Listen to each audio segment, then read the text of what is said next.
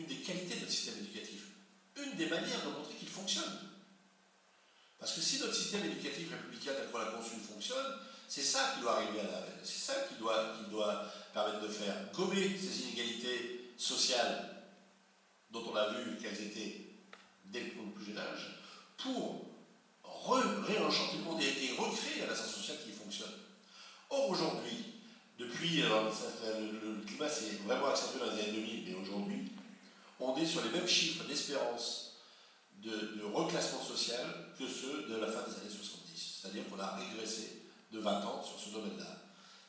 Plus de diplômés, une classe d'âge qui va entièrement au bac, et moins d'espoir de voir basculer, de voir s'améliorer l'échelle sociale de la société. C'est extrêmement paradoxal.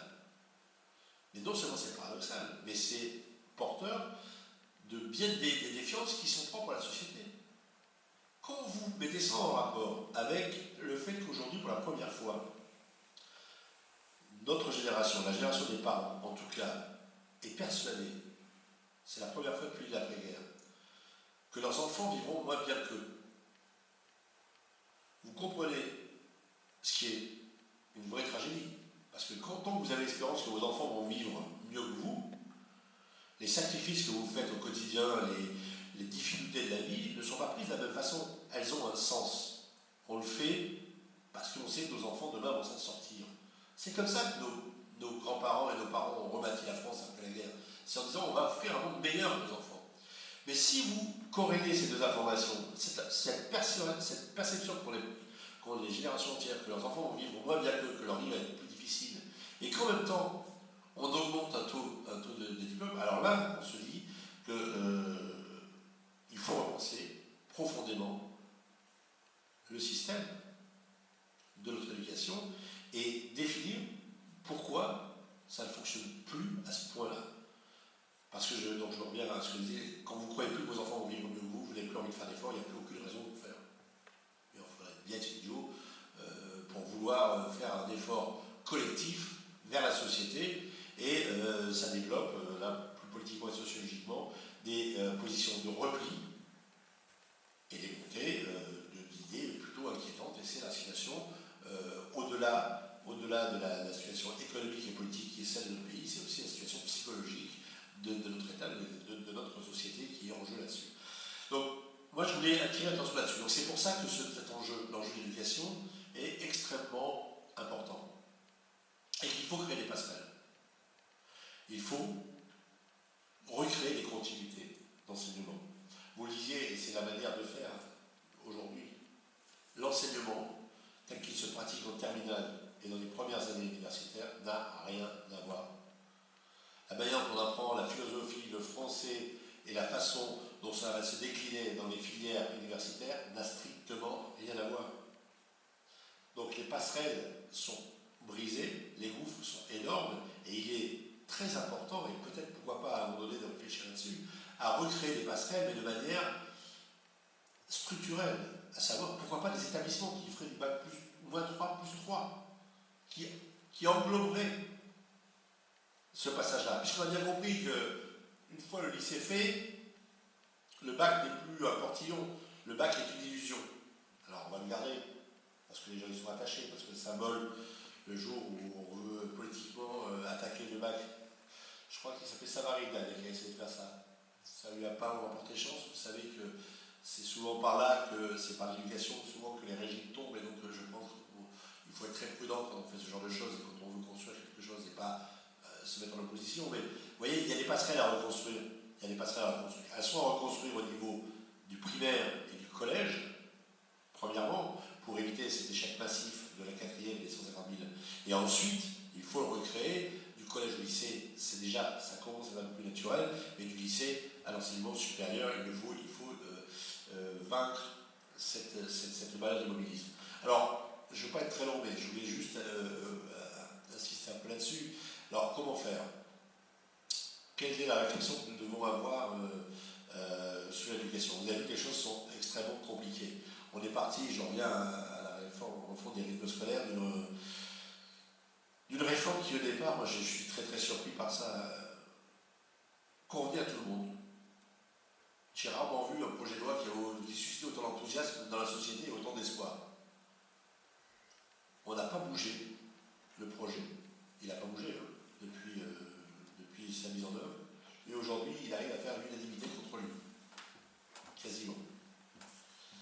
Ce qui veut dire qu'en matière d'éducation, les choses sont extrêmement complexes, que la concertation doit être la base de tout, et que les mentalités peuvent être changées, mais que sur le long terme. Ce qui est une idée de Vincent Payon, quand il découpe sa loi en trois, effectivement, c'est un peu de cette façon-là qu'il souhaite procéder. Ce qui m'inquiète un peu, c'est qu'on n'ait pas commencé les consultations sur la deuxième partie de cette loi.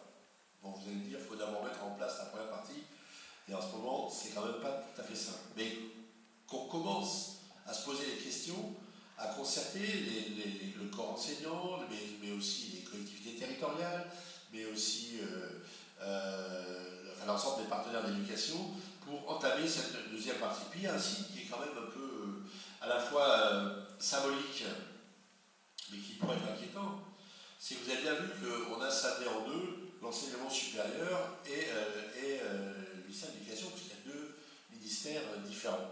Alors, ça a un côté positif, ça veut dire qu'on ne considère plus l'enseignement supérieur et la recherche comme simplement une excroissance dans le temps de l'éducation, mais bien un pôle de développement de la société à part entière, et aussi d'un point de vue économique, c'est un enjeu fondamental, l'enseignement supérieur et la recherche, donc tant mieux, mais ça a aussi le handicap de renforcer, de fait, en tout cas dans les esprits, dans le symbole, mais aussi dans la réalité, ce mur du baccalauréat, cette coupure nette qu'il y a entre le monde du lycée et le monde de l'enseignement supérieur, où les codes ne sont plus les mêmes.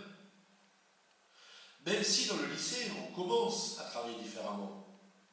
Depuis quelques années, on n'organise plus tellement la vie du lycée autour de programmes et de compétences à apprendre, mais plutôt de la compétence et de la gestion de la compétence par l'élève lui-même. Mais l'adéquation entre le lycée et le monde de l'enseignement supérieur n'existe pas. Les passerelles n'existent pas, ni en termes de programme, ni en termes de contenu, ni en termes de manière de faire. Et je crois qu'on l'a dit, on l'a dit tout à l'heure, l'université est un droit pour tous les bacheliers. Ça doit l'être. Moi, je ne suis pas d'accord pour qu'on fasse une sélection.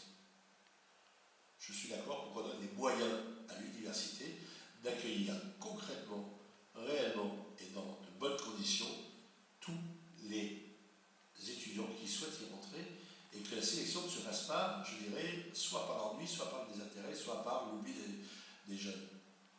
Oui, il faut retrouver un autre système d'encadrement dans l'université, c'est-à-dire qu'on ne peut plus avoir cette espèce de dualité frontale entre des jeunes livrés à eux-mêmes et un corps enseignant qui est là pour délivrer son message et basta. Voilà, il faut recréer d'autres liens, et ça, je pense que ça se fera aussi avec les partenaires de l'éducation nationale, mais c'est pas tout à fait ça. Voilà, donc c'est un peu l'idée de la réflexion là où on en est nous. Dans la commission, je sais que d'autres questions vont se poser, mais moi je veux revenir à ça.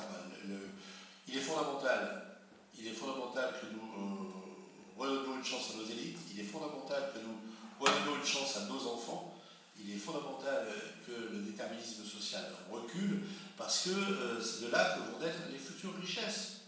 C'est de ce brassage. Notre pays a toujours avancé sur son brassage, sur le brassage de cette culture, de ses horizons, de ses talents et de ses histoires. Et je suis particulièrement virulent là-dessus, parce que, avec quelques raisons, je reste persuadé que les parcours différents, que le brassage social, que l'ascension sociale est une chance, et que la diversité est une chance pour notre pays. Il faut la mettre en œuvre, ça demande des moyens, des réflexions, et je pense qu'on a besoin de mettre ce chantier à plat totalement, mais il y a encore un peu de travail. Merci.